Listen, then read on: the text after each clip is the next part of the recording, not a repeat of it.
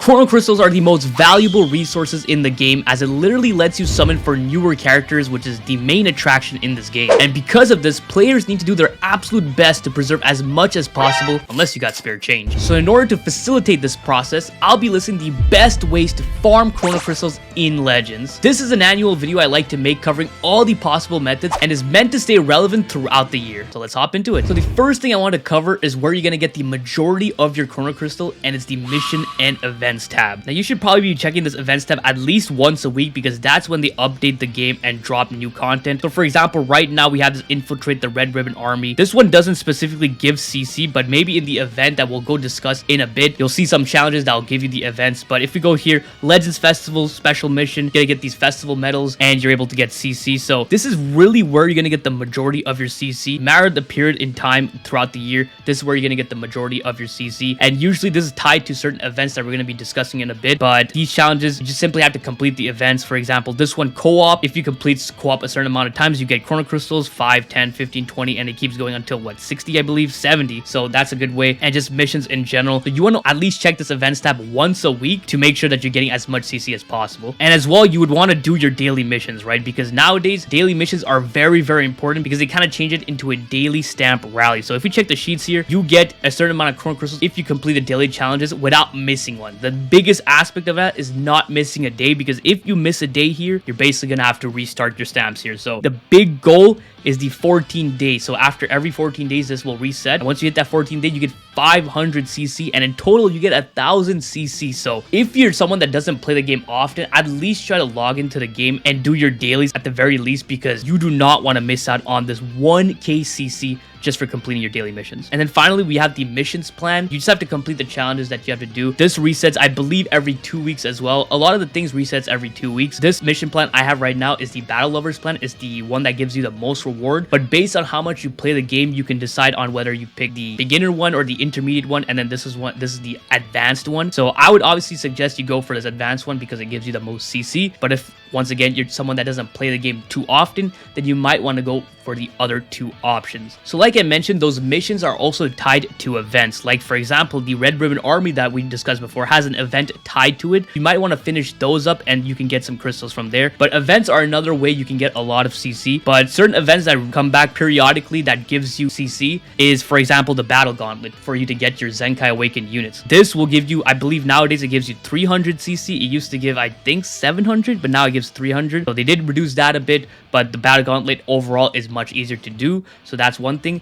And then raids. They really drop these raids very often nowadays, especially during these hype celebrations. They'll drop them like every week or so. But usually you tend to see them, like once a month. So this is another easy way to get CC. Now, it is important to note that the CC is in the exchange shop. We're going to be talking a bit more about exchange shops and why there's like, I guess, a problem with them. But I already claimed the CC, so it's not there, but it would be right above the multi-Z power. And you get 1,000 CC per raid. Not to mention, you also do get CC for completing a certain amount of raids every day. So you get the 1,000 CC here, and in the missions you get another, I believe, like 100 CC or whatever the case may be. And then it's just always important to do these raids just for the amount of resources, specifically the slot removers, the arts core, the seed exchange medals. All those stuff are very valuable, especially if you're someone that arts boosts your units frequently. Outside of the recommended tab, you should also check out the original series and special tab, where these events actually hold a lot of CC. For example, if you take a look at this one, there's a bunch of little events here, and each of them give you CC. I'm not sure if there were any missions tied to this, because I completed everything a long time ago, but if there are, then that's even more additional CC. And then in the special tab, there's a lot of permanent events. Each of these events have battles, and each battle can actually give you 50 CC. Though you can only do this 3 times a day, you can easily finish them all and gain a bunch of CC and erasers, which is really nice. However, the one problem with these events is that you do need the listed units at 14 stars or red 7 or 7+ stars. So some of these you might not be able to do. For example, I can't do these because I don't have them fully maxed out, so I have to wait till I get them 14 stars. But since this is a permanent event, you can always come back to it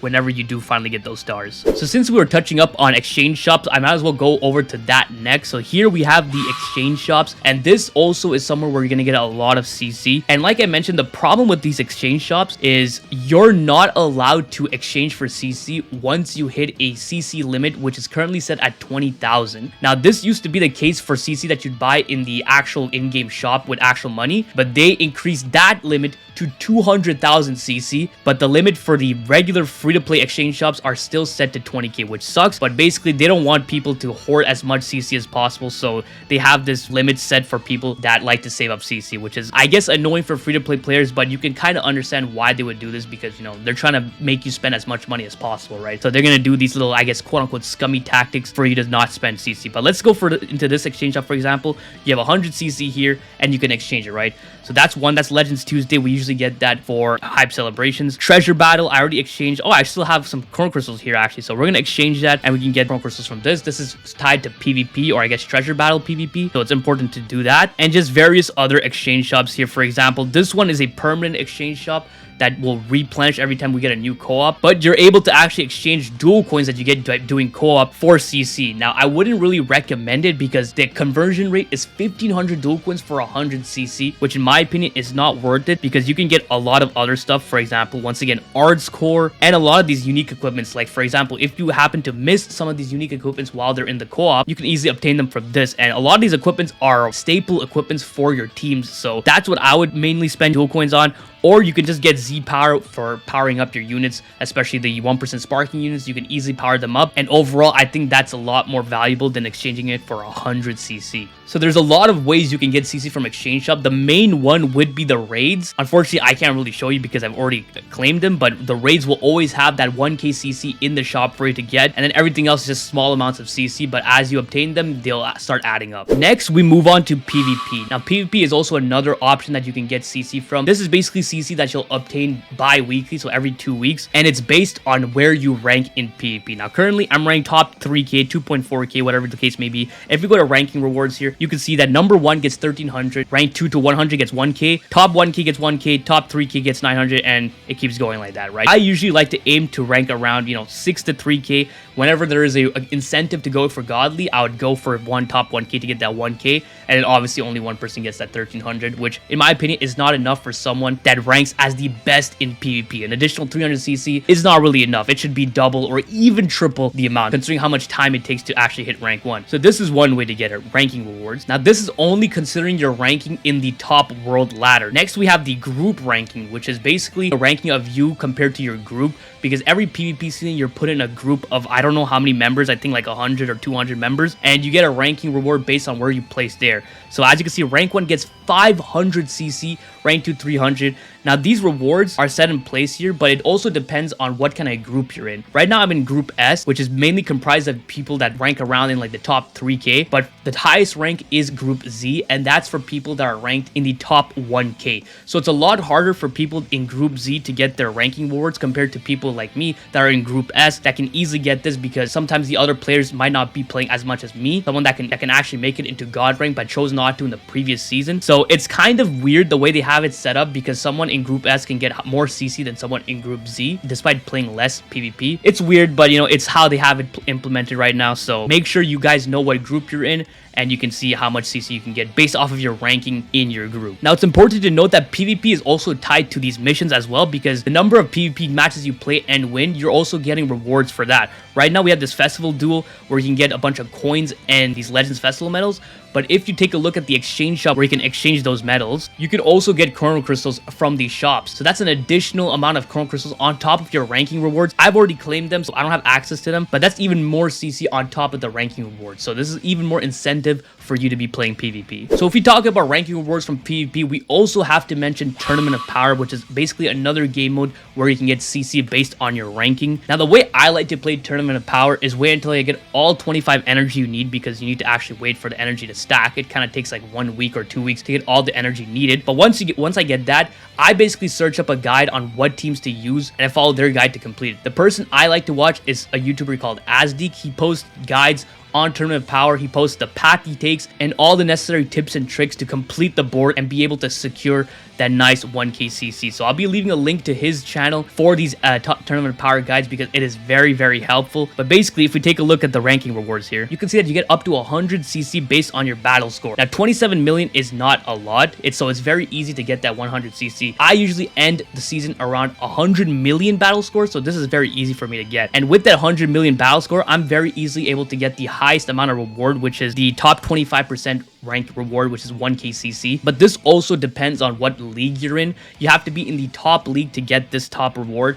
which is Z League, but certain people can be in S League, A League. It all depends on what kind of league you're in, but the highest reward you can get is the 1k CC, which is basically top 25%. Getting this every 2 weeks is also a nice little touch. Not to mention that once you complete the board and fight the final boss, you also get an additional 300 CC, and you get an additional 100 CC for completing all 25 battles within the board. So that's 100 plus 300 plus 1k. That's 1400 CC just by completing the Tournament of Power every 2 weeks and ranking as high as possible. So if you're someone that neglects Tournament of Power, I would highly recommend you start doing it. Next, we come over to Story Mode. Now, this applies mainly to newer players because most people already have their Story Mode completed. But let's say you just started off playing and you haven't completed Story Mode at all. Well, this is the first thing you probably want to be playing. There's a lot of parts, and I mean a lot. Right now, we have 14 parts, each part having a number of books and each book having a number of chapters. So that's a lot of challenges for you to do. And guess what? Every chapter has a bunch of challenges, and every challenge gives you 3 CC. You can already know where I'm going with this. That is a lot of CC. Part 14 has 245 challenges. You multiply that by 3, that's how much CC you get, and that's only for part 14. There are 14 parts, each with a bunch of different challenges, and some of them even have a hard mode, which is twice as many challenges. Look at part 2, 728 challenges, each of those challenges being 3 CC. That is a lot of CC. So if you're a beginner or even someone that just hasn't touched story mode because you think it's boring, first of all, the story mode is actually a very intriguing part of this game because it follows the main Dragon Ball story mode but with a twist with the main protagonist Shallot. So it's very interesting what they have developed with the story mode. But if you're not interested in the story mode at all, you can easily just skip all the cutscene and just do the battles. You can even autoplay it and let it do it by itself, but you would honestly want to focus on the challenges more. But if you haven't done the story mode, please do it because this is a gold mine of CC. In addition to all the challenges that you get during story mode, you also have missions that are tied into whether you complete the story event or not. For example, here, clear part 14, book 6, chapter 1 normal. I haven't done it yet, but if I complete it, I get all the CC from the challenges, I get the CC from the first time completion, and then I get the CC from clearing it in the mission. That is a lot of CC. And then if we go back to the special tab here and go to more Legends mission, you get 100 CC every 250 challenges complete. Like you can see, I've already completed over 5,000 challenges. Each of those challenges 3 CC, and just imagine how much 100 CCs I've gotten. Like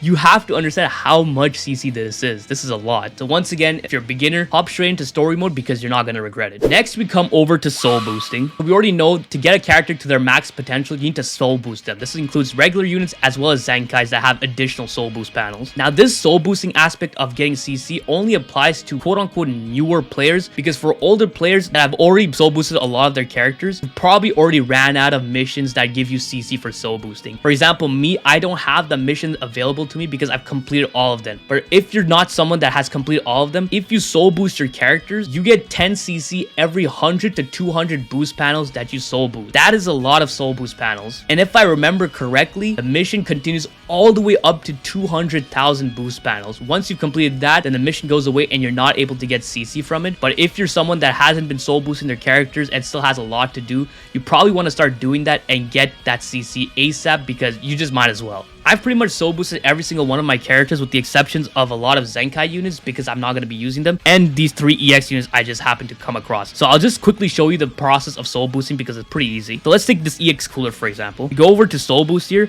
and since I have already all the necessary resources to soul boost, all I do is click unlock all and soul boost, and there you go. All of them is completed, and you've basically just unlocked 700 soul boost panels. Now, if I had access to my missions, that would be an easy 70 CC depending on where you are, because from 0 to 100 boost panels, it's every 100 boost panels you get 10 CC. But then if I'm not mistaken, from 100k to 200k, it's every 200. So depending on where you are in that range, you're going to be getting 30 to 70 CC, which is actually not bad just by soul boosting one character. Similarly to soul boosting, you can also gain CC by equipment upgrading. If we go back to the missions, we can actually take a look at a specific mission that gives you CC based on how many equipments you reroll. This one right here, it says upgrade 29,900 pieces of equipment to A rank or higher, and you get 10 CC for that. I've done 29,000, but you probably might be a bit lower or even higher, and you're still going to be getting that CC. If I'm not mistaken, this goes up to 100k pieces, and after that, it might vanish, but I'm not 100% sure on that. But the grand majority of you are not going to be at that level, so there's no need to worry about that for now. For me, this is only one mission, but for a lot of the other other people, there's also another mission where it gives you an additional 10 CC for how many equipments you get to Z rank or higher. So there's one for A rank and there's one for Z rank. So if you're someone that tries to farm up Z rank or higher equipments, that's twice as many CC you're going to be getting. And for those of you who aren't afraid of wasting slot removers or are just trying to farm up unique equipments, specifically unique equipments for LF units, there's an easy way to kind of cheese this and get as much CC as possible non-stop very easily. Let's take this unique equipment for Zenkai Super Saiyan 3 Goku that I have at God rank right now. As you can see, the third slot is not red slot, so I still need to get that big red slot buff. But the way these unique equipments work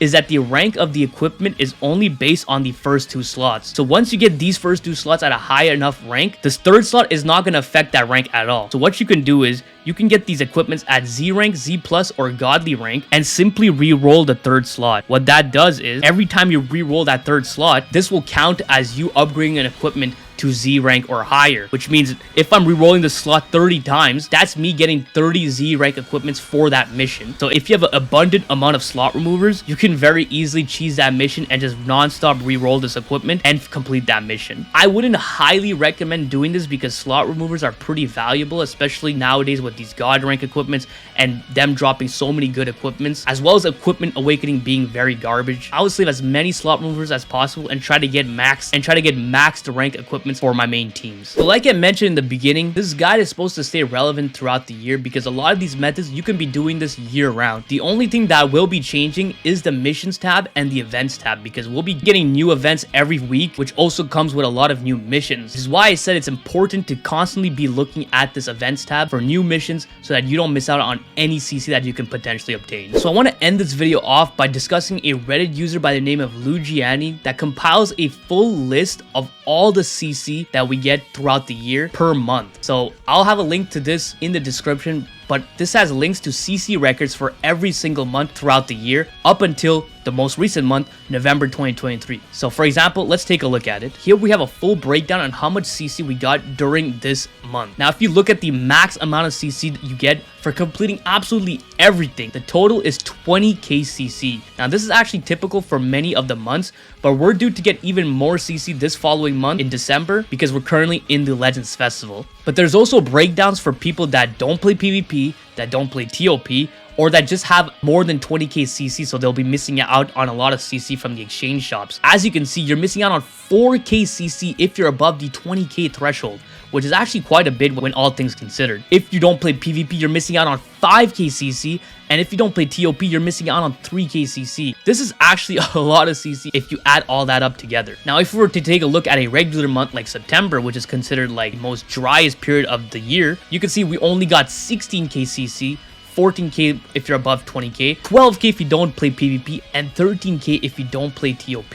This is more in line with what we usually get throughout the year, so it makes a bit of sense. Which is why it's funny when people say they barely drop any CC, but here on the breakdown, you clearly see that we get a really good amount of CC if you play everything right. And then finally, I want to take a look at a specific month during the anniversary where they give out the most CC as possible. For June 2023, we had a grand total of 30k CC for the whole month, 24k if you're above 20k, 24k again if you don't play PvP, and then 27 if you don't play TOP.